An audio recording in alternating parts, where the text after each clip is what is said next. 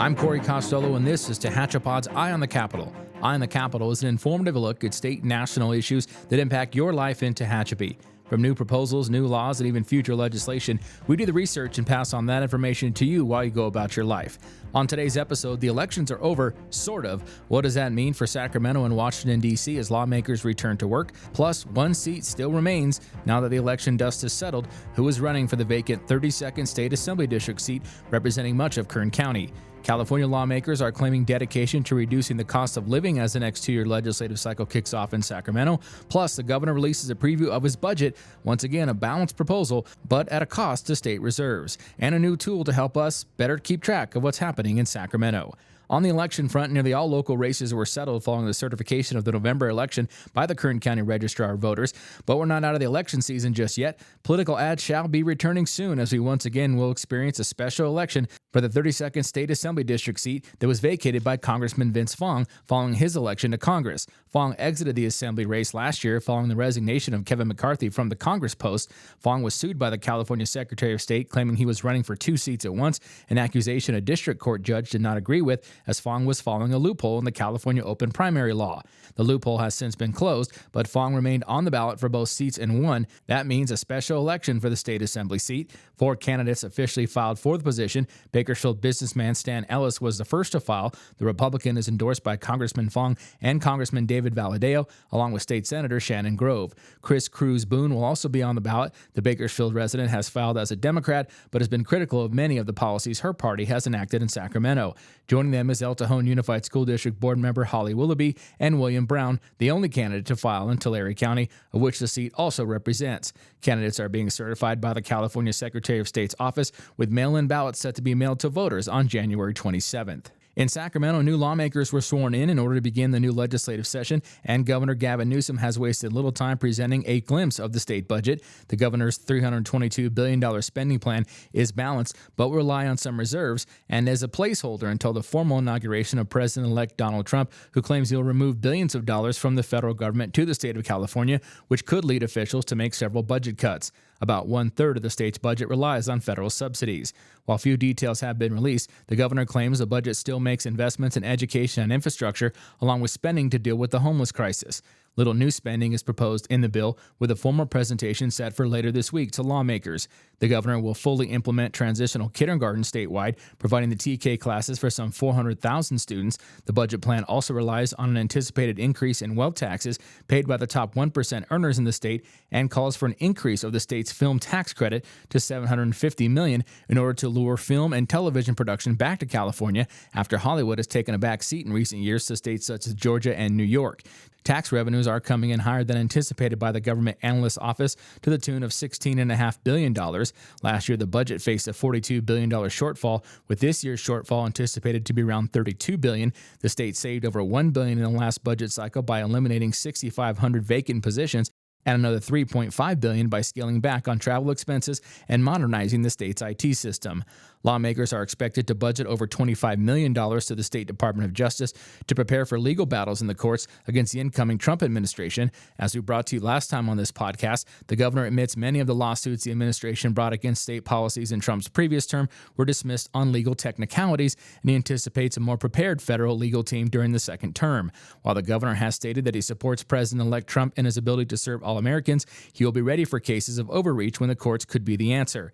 Those issues include abortion access, illegal immigration deportation, sanctuary cities, and water resources. The president-elect has threatened to withhold federal disaster aid if California does not comply with federal directives in certain issues.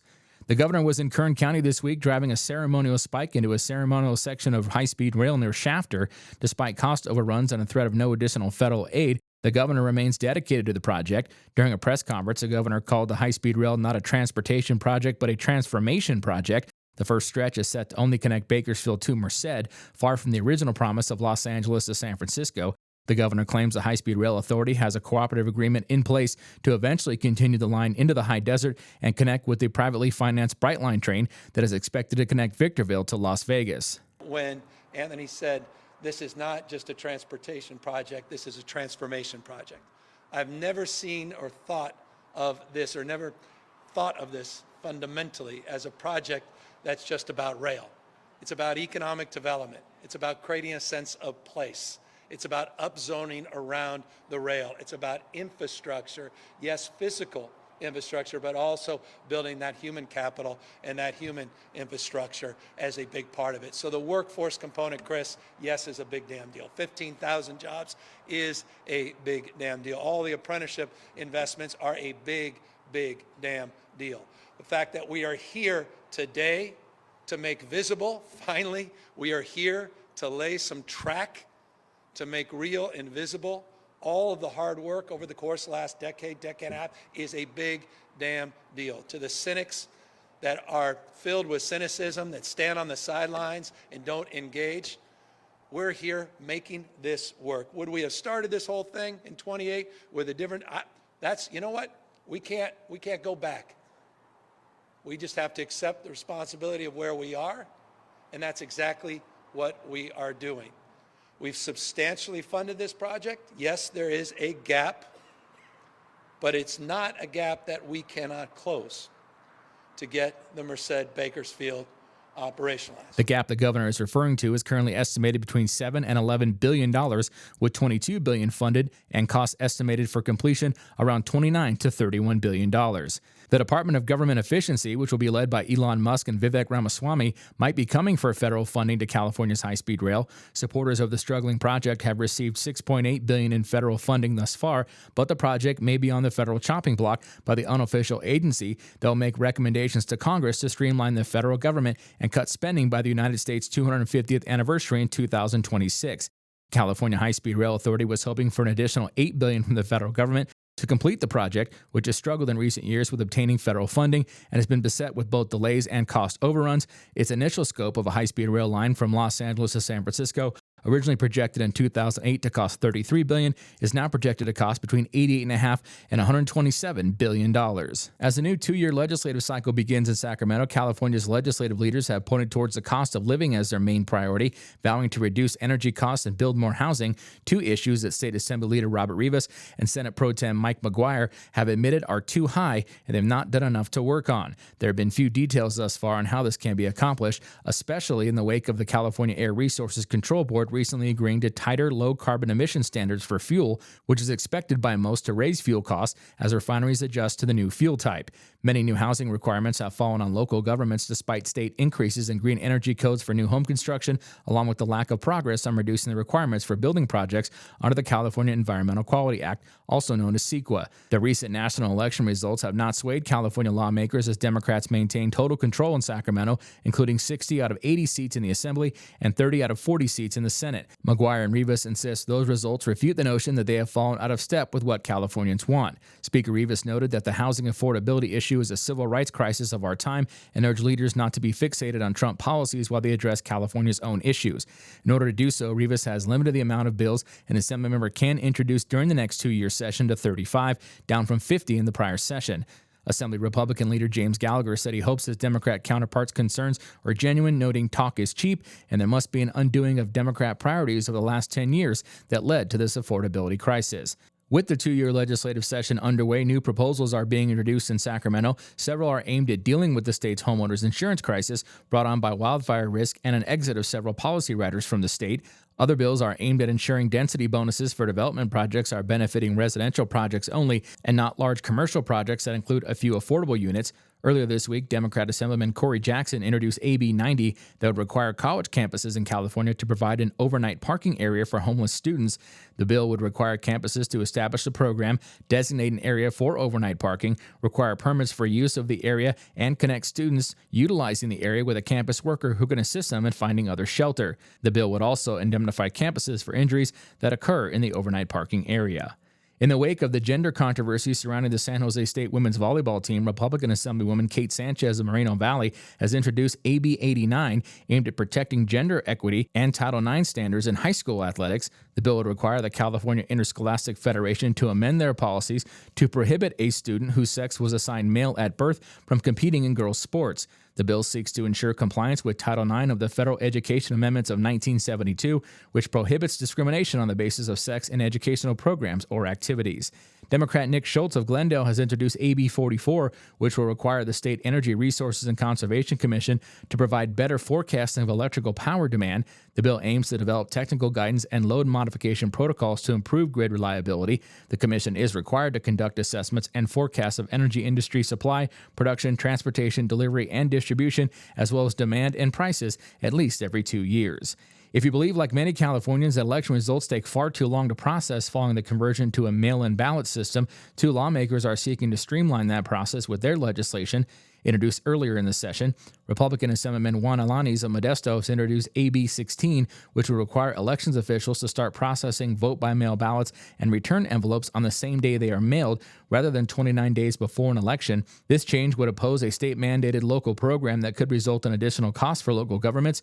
If the state determines that the bill contains mandated costs, it would need to reimburse local agencies and school districts for those costs. Democrat Senator Sabrina Cervantes of Riverside has also introduced SB 3. The bill aims to revise the process of reporting election results by county elections officials by making modifications to the canvass of the vote.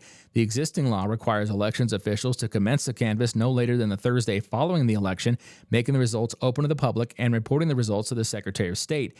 This bill requires that the canvass must be continued daily, including Saturdays, Sundays, and holidays for at least 6 hours each day until completed. This bill has been assigned to the Senate Rules Committee following its first reading. Speaking of election results, in Washington, D.C., lawmakers gathered on Capitol Hill to both swear in the new session of Congress, but to officially certify the presidential election results. In a joint session of Congress this week, Vice President Kamala Harris certified the results of the electoral votes cast. The state of the vote for the President of the United States, as delivered to the President of the Senate, is as follows.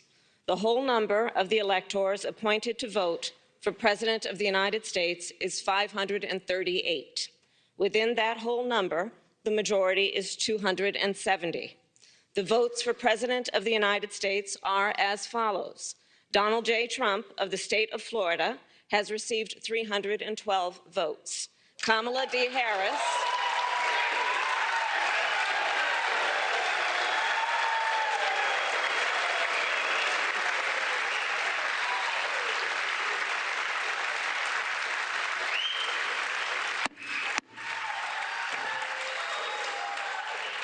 Kamala D. Harris of the state of California has received 226 votes.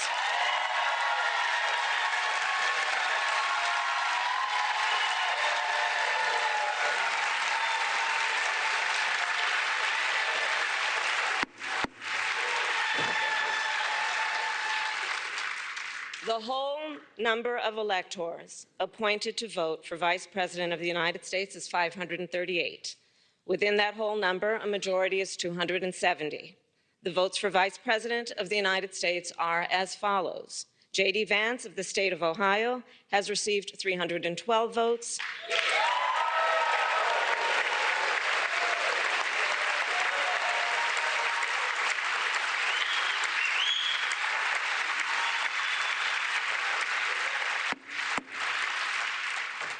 Tim Walz of the state of Minnesota has received 226 votes.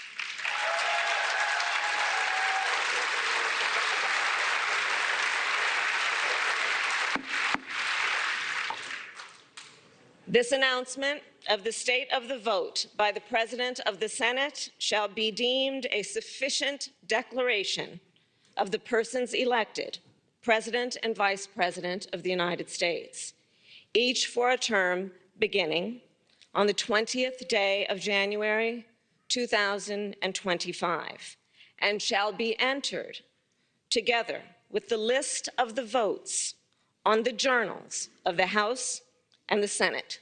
Thank you very much. Harris is just the second vice president following Al Gore to certify the election of which she lost as the presidential candidate. While seeing a surge in private donations to the tune of over $800 million, the National Park Service is still trying to address its maintenance backlog of nearly $23 billion, due in part to storm damages at some of their most popular destinations nationwide. Despite the increase of private fundraising spearheaded by the National Parks Foundation, The Park Service could still be looking to Congress for a long-term solution. The national parks currently operate with a budget of $3.3 billion and employ 20,000 across the U.S.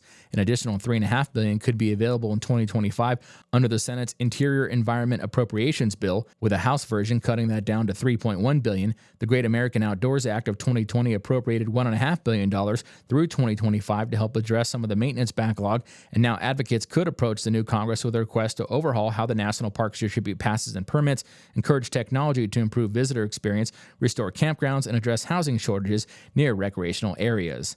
And to close out this edition of Eye on the Capitol, the city of Tehachapi is announcing a partnership with the AI platform GovBuddy to track legislation based on the concerns of the community, input from various department heads, and issues that will fall on local jurisdictions to implement once passed in Sacramento.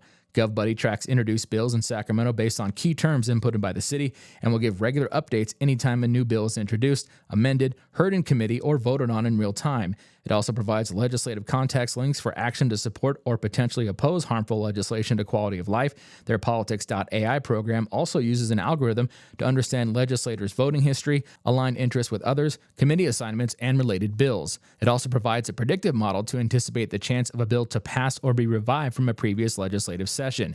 This tool will not only assist the city of Tehachapi and the city council to have real-time data on legislation that will impact life in Tehachapi, but also provide a much broader toolkit for the collection of information for Eye on the Capitol. Maybe we'll be able to do it a little bit more often. Who knows? That's the latest from Eye on the Capitol. If you have a question or would like more information about one of the topics covered or have an idea for a future episode, email us at media@TehachapiCityHall.com. Until next time, you keep living up Tehachapi, and we'll keep an eye on the Capitol.